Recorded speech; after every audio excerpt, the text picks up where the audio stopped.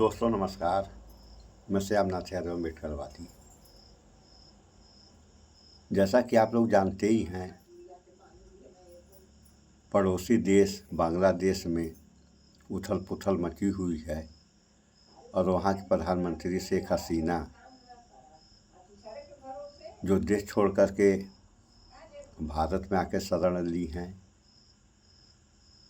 तो भारत इनको शरण दिया और ये जाना चाह रही थी ब्रिटेन, तो ब्रिटेन वालों ने शरण नहीं दिया और अमेरिका ने तो उनका वीज़ा ही रद्द कर दिया और दुनिया के किसी देश ने इनको अपने यहाँ शरण नहीं दिया। भारत ने शरण दिया। तो जब भारत ने शरण दिया है शेख हसीना को, तो क्या इस शरण देने के कारण बस भारत के ऊपर भी खतरा मंडरा रहा है? तो इस बारे में थोड़ा सा आप लोग इस वीडियो में देख लें, फिर आगे बात हो। पहले ही अंदेशा हो गया था कि जिस तरीके से बांग्लादेश की प्रधानमंत्री शेख हसीना इस्तीफा देने के बाद भारत पे लैंड हुई है, उससे भारत को खतरा हो सकता है। अब वो ही कुछ होता हुआ भी नजर आ रहा है। आपको बता दें, भारत ने शेख हसीना को अस्थायी प्रवास की मंजूरी दी थी। जब तक दूसरे देश में शेख हसीना को शरण नहीं मिलती, तब तक शेख हसीना भारत में रहने वाली थी। लेकिन अब पेच फंस गया है। हसीना को दूसरे देशों ने शरण देने से साफ इनकार कर दिया है। ऐसे हालातों में भारत चौतरफा गिरता हुआ नजर आ रहा है, क्योंकि मैं आपको बता दूं कि सुप्रीम कोर्ट बार एसोसिएशन ने बड़ा फैसला लिया है और भारत से मांग कर दी है कि जल्द से जल्द शेख हसीना को गिरफ्तार करके बांग्लादेश वापस भेजा जाए। अब जब से ये फैसला निकलकर सामने आया है, ये मांग निकलकर सामने आई है, आनन फानन में मीटिंग बुलाई गई है। तो फिलहाल मीटिंग में क्या हुआ है, भारत का क्या स्टैंड है और इस पर शेख हसीना ने क्या कहा है, आपको एक एक करके बताएंगे। लेकिन उसके पहले खबर का बैकग्राउंड फटाफट से बता देते हैं। पहले आप खबर देखिए, इसमें लिखा हुआ है कि बांग्लादेश की प्रधानमंत्री शेख हसीना ने सोमवार को इस्तीफा दे दिया था। इस्तीफे के बाद शेख हसीना देश छोड़कर चली आई। सोमवार शाम को उनका हेलीकॉप्टर भारत के हिंडन एयरबेस पर उतरा। यहाँ उनसे भारत के सुरक्षा सलाहकार अजीत डोभाल ने मुलाकात की। बांग्लादेश की प्रधानमंत्री शेख हसीना को यहाँ कड़ी सुरक्षा दी जा रही है। तो जैसे ही इस्तीफा दिया, तुरंत भारत में लैंड हुई तो भारत ने सुरक्षा दी है और सुरक्षा देने के साथ ही एनएसए अजीत डोभाल ने मुलाकात भी की है। इससे मैसेज ये चला गया है कि शेख हसीना के साथ भारत खड़ा हुआ है। अब बांग्लादेश में नई सरकार बनने वाली है। आप अच्छे से जानते हैं कि भारत और बांग्लादेश के बीच व्यापारिक और सामरिक रिश्ते हैं और अगर ऐसे हालातों में शेख हसीना भारत में रहती हैं, तो इन रिश्तों पर असर पड़ेगा। ये वो रिश्ते हैं जिन्हें दूसरे देश बिगाड़ना नहीं चाहते और भारत की छवि खराब हो रही है। आपको बता दें कि शेख हसीना को दूसरे देशों ने शरण देने से साफ इनकार कर दिया है। ब्रिटेन जाने वाली थी शेख हसीना, लंदन जाने वाली थी जहां पर उनकी बहन रहती है। कोई भी देश उनको शरण देने के लिए तैयार नहीं है। खबरें भी निकलकर सामने आई हैं कि ब्रिटेन उनको शरण नहीं दे रहा है और उसी के साथ अमेरिका ने तो उनका वीजा तक रद्द कर दिया है। शेख हसीना का वीजा रद्द हो चुका है और शेख हसीना अभी भारत में मौजूद है। आलम तो ये हो चुका है कि रूस भी किसी तरह का कोई स्पष्टीकरण देने के लिए तैयार नहीं है। ऐसे हालातों में आप देख सकते हैं कि शेख हसीना जो भारत में लैंड हुई है, उससे भारत को कितना बड़ा खतरा हो गया है, क्योंकि कोई भी दूसरा देश अपनी छवि को खराब करना नहीं चाहता है और लगातार शेख हसीना भारत में मौजूद है। इससे भारत की छवि खराब हो रही है। खबर तो यहाँ तक निकलकर सामने आई है कि जो बांग्लादेश में हुआ है, उसके पीछे 3 देशों का हाथ है। देखिए, खबर में लिखा भी हुआ है, अमर उजाला की खबर में, कि बांग्लादेश के खिलाफ रची जा रही थी पाकिस्तान, चीन और यूके की साजिश, आंदोलन में छिपी है असली कहानी। तो आप देख सकते हैं कि किस तरीके से रिश्ते सिर्फ बांग्लादेश से नहीं बल्कि दूसरे देशों से भी खराब होते हुए नजर आ रहे हैं।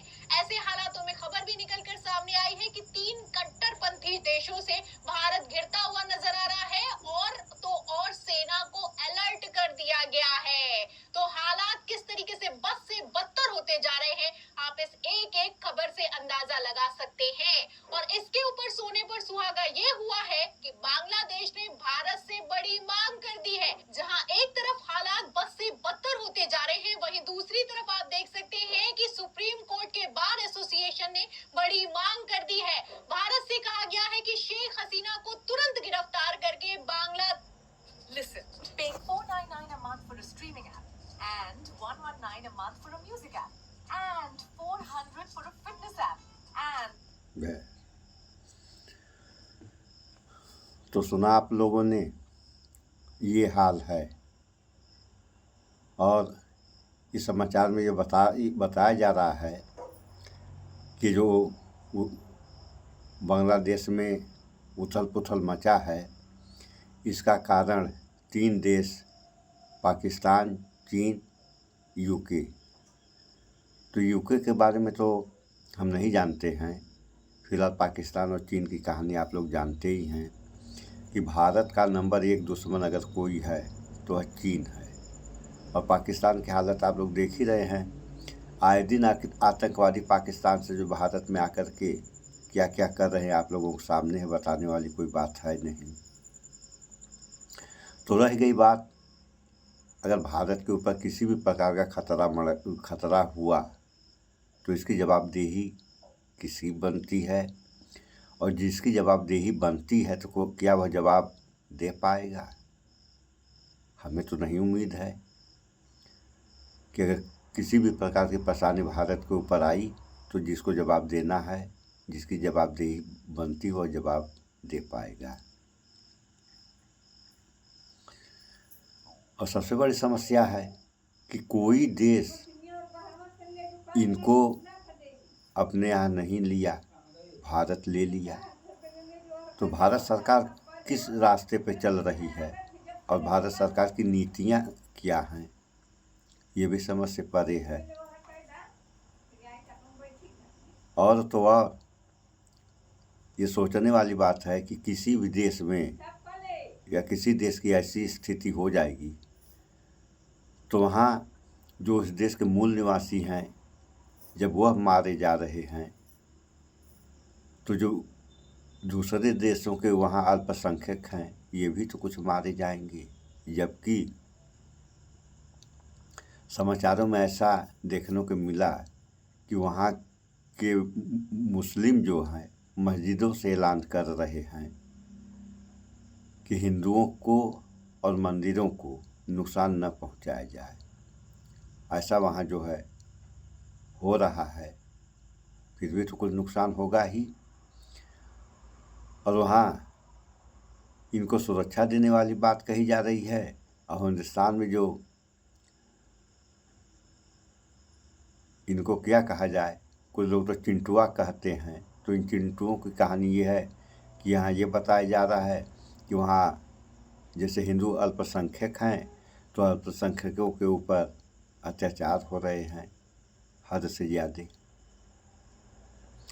किसी मुस्लिम का घर जलाया जा रहा है, वो क्रिकेट खिलाड़ी था, तो उसमें जो है वो हिंदू का बताया जा रहा है कि इसका जो घर जलाया जा रहा है। तो समाचार कुछ है और यहाँ कुछ बताया जा रहा है। ऐसा क्यों हो रहा है या ऐसा लोग क्यों कर रहे हैं? ऐसा करने का परिणाम क्या होगा इस देश के ऊपर? तो इस बारे में पूरे देश की जनता विचार करे और विचार करती रहे, अन्यथा स्थिति बहुत नाजुक है। थोड़ा सा में बहुत बड़ा नुकसान हो जाता है। अगर नुकसान हो गया तो हमको तो उम्मीद लग रही है जैसे बांग्लादेश 26 तक विकसित राष्ट्र में जाने वाला था, अब वो इतना उथल पुथल से कितना भी पीछे गया होगा तो लगभग मान लीजिए दशकों नहीं 50 साल 100 साल पीछे चला गया बांग्लादेश। वही हाल अगर भारत में हुआ तो भारत भी आगे जाने को जाए, रसातल में चला जाएगा। और जो सपना भारत देख रहा है सपना सपना ही रह जाएगा। तो जनता से भी हमारा ये निवेदन है कि सारे लोग, चाहे कोई भी हो, हिंदू मुस्लिम सिख ईसाई, सारे लोग आपस में भाईचारा बना के रहें और किसी के उकसावे में न आए, अन्यथा उकसावे में आने के बाद बहुत बड़ी तबाही हो जाएगी। इस पर विचार करें आप लोग। तो इस वीडियो में इतना ही। स्वच्छता अपनाएं, शुद्ध खाएं, स्वस्थ रहें, शिक्षित बने। जय विज्ञान, जय संविधान। नमस्कार।